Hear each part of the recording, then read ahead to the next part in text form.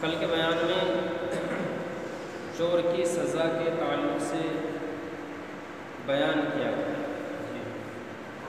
چور کی سزا ہاتھ کاٹنا شریعت اسلامیہ، اگر وہ حاکم کے سامنے 2 مرتبہ اقرار کر لے خود، یا پھر 2 گواہوں کی سے جو ہے شہادت ثابت ہو، تو چور کے ہاتھ کاٹے جائیں گے، جبکہ اس نے جو مال چرایا ہو وہ 10 درہم سے کم نہ ہو۔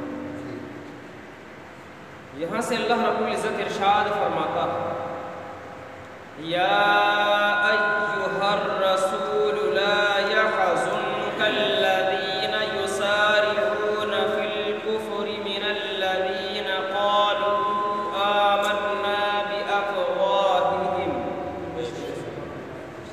اے رسول، تمہیں غمگین نہ کریں وہ جو کفر پر دوڑتے ہیں۔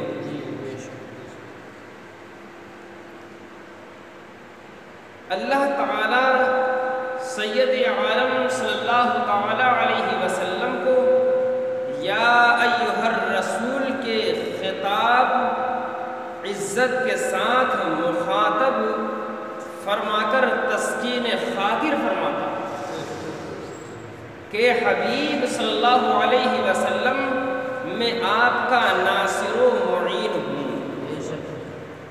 منافقین کے کفر میں جلدی کرنے، یعنی ان کے اظہار کفر اور کفار کے ساتھ دوستی اور موالات کر لینے سے آپ رنجیدہ نہ ہوں۔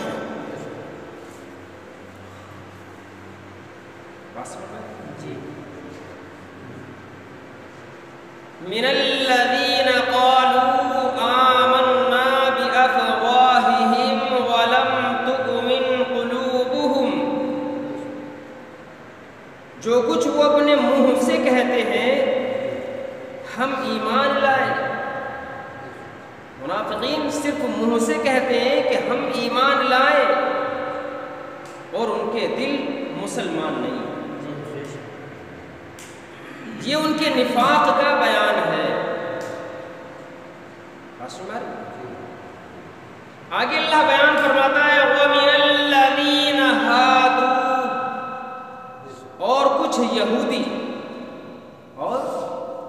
یہودی سماعون للکذب سماعون لقوم آخرین، جھوٹ خوب سنتے ہیں اور لوگوں کی خوب سنتے ہیں، اپنے سرداروں سے اور ان کے افتراؤں کو قبول کرتے ہیں۔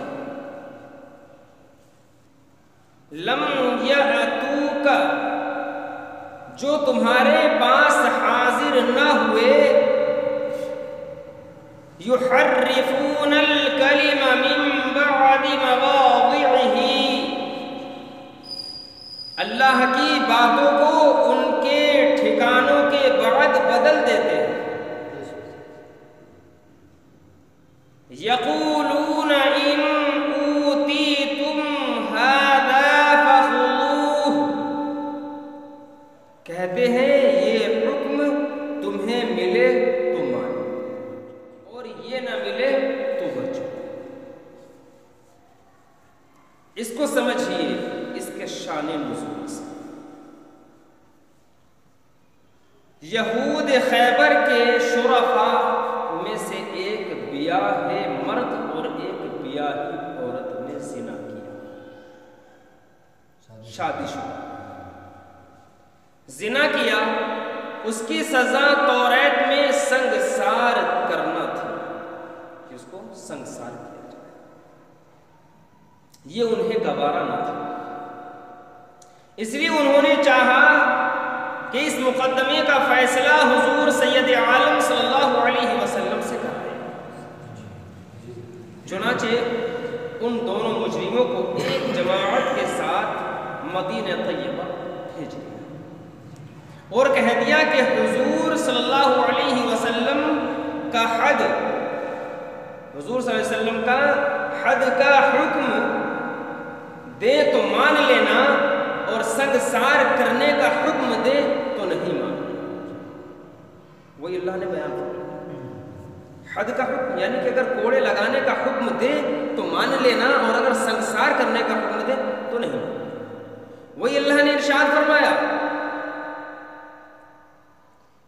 کہ یقولون ان اوتیتم ھذا فخذوہ، کہتے ہیں یہ حکم تمہیں ملے تو مانو، وَإِن لَّمْ تُؤْتَوْهُ فَاحْذَرُوهُ، اور یہ نہ ملے تو بچو.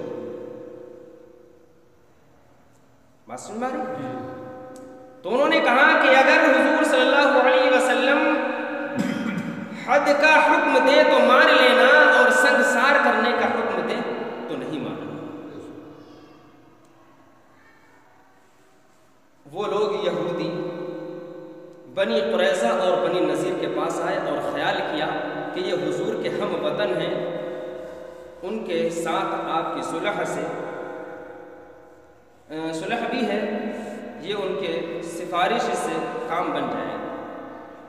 چنانچہ سرداران یہود میں سے کعب بن اشرف اور کعب بن اسد اور سعید بن عمر اور مالک بن سیف اور کنانہ بن ابی الحقیق وغیرہ انہیں لے کر حضور اقدس صلی اللہ علیہ وسلم کی خدمت میں حاضر اور مسئلہ دریافت کیا. حضور صلی اللہ علیہ وسلم نے ارشاد فرمایا میرا فیصلہ مانو گے؟ حضور نے ارشاد فرمایا میرا فیصلہ مانو گے؟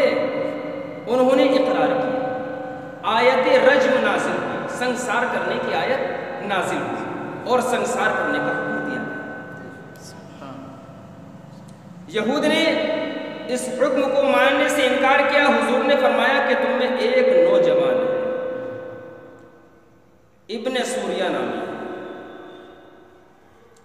تم اس کو جانتے ہو؟ کہنے لگے ہاں. فرمایا وہ کیسا آدمی ہے؟ کہنے لگے کہ آج روئے زمین پر یہود میں اس کے پائے کا عالم نہیں، توریت کا یکتا ماہر ہے. فرمایا اس کو بلاؤ. چنانچہ اس کو بلایا گیا. جب وہ حاضر ہوا تو حضور نے فرمایا کہ تو ابن سوریہ ہے؟ اس نے عرض کی جی ہاں. فرمایا یہود میں سب سے بڑا عالم تو ہی ہے؟ عرض کیا لوگ تو ایسا ہی کہتے ہیں. ابن سوریہ نے کہا لوگ تو ایسا ہی کہتے ہیں. حضور نے یہود سے فرمایا اس معاملے میں اس کی بات مانو گے؟ سب نے اقرار کیا. تب حضور نے ابن سوریہ سے فرمایا کہ تجھے اس اللہ تعالیٰ کی قسم جس کے سوا کوئی معبود نہیں، جس نے حضرت موسیٰ علیہ السلام پر توریت نازل فرمائی اور تم لوگوں کو مصر سے نکالا، تمہارے لیے دریا میں راہیں بنائی، تمہیں نجات دی، فرعونیوں کو غرق کیا، تمہارے لیے ابر کا سائبان بنایا، تمہارے لیے منہ اور سلوہ نازل کیا گیا، اپنی کتاب نازل فرمائی جس میں حلال اور حرام کا بیان ہے. کیا تمہاری کتاب میں بیاہ مرد اور بیاہی عورت کے لیے سنگسار کرنے کا حکم ہے؟ ابن سوریہ نے عرض کیا بے شک ہے. اس کی قسم جس کا آپ نے مجھ سے ذکر کیا، عذاب نازل ہونے کا اندیشہ نہ ہوتا تم اقرار نہ کرتے. کس نے کہا؟ ابن سوریہ. اگر عذاب نازل ہونے کا اندیشہ نہ ہوتا تو میں اقرار نہیں کرتا، یعنی کہ جھوٹ بول دیتا. مگر یہ فرمائیے کہ آپ کی کتاب میں اس کا حکم کیا ہے، یعنی قرآن پاک میں اس کا کیا ہے؟ فرمایا حضور صلی اللہ علیہ وسلم نے جب 4 عادل اور معتبر شاہدوں کی گواہی سے زنا بصراحت ثابت ہو جائے تو سنگسار کرنا واجب ہو جاتا ہے. ابن سوریہ نے عرض کیا بخدا اللہ کی قسم بعینہ ایسا ہی توریت میں. پھر حضور صلی اللہ علیہ وسلم نے ابن سوریہ سے دریافت فرمایا حضور آقا کائنات علیہ الصلوۃ والسلام نے اس سے پوچھا کہ حکم الہی میں تبدیلی کس طرح واقع ہوئی؟ تم نے توریت کے اندر جو تبدیلی کر دی، توریت کو بدل ڈالا، پھر وہ کیسے واقع ہوئی؟ تو ابن سوریہ نے عرض کیا کہ ہمارا دستور یہ تھا، ہمارا معمول یہ تھا کہ ہم کسی شریف کو پکڑتے تو چھوڑ دیتے، کسی شریف کو پکڑتے تو چھوڑ دیتے اور غریب آدمی پر حد قائم کرتے۔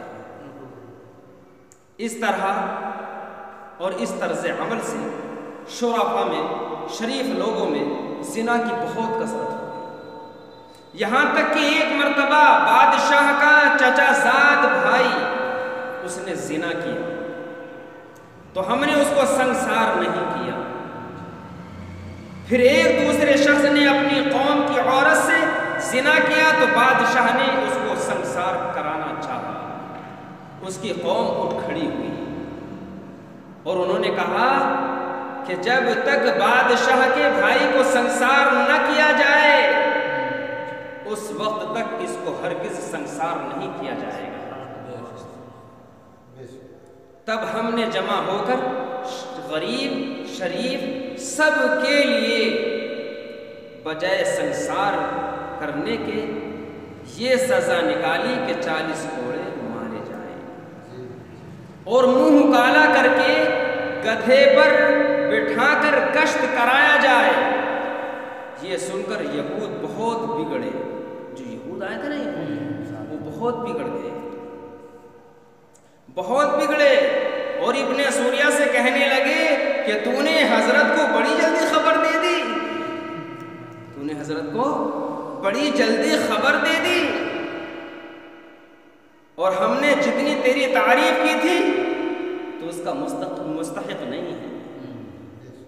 ابن سوریہ نے کہا کہ حضور نے مجھے توریت کی قسم دلائی، اگر مجھے عذاب کے نازل ہونے کا اندیشہ نہ ہوتا تو میں آپ کو خبر نہ دیتا۔ اس کے بعد حضور صلی اللہ علیہ وسلم کے حکم سے ان دونوں زناکاروں کو سنسار کیا گیا۔ بات سمجھ میں آ رہی ہے؟ تو اللہ نے اسی کو ارشاد فرمایا یحرفون الکلم من بعد مواضعہ،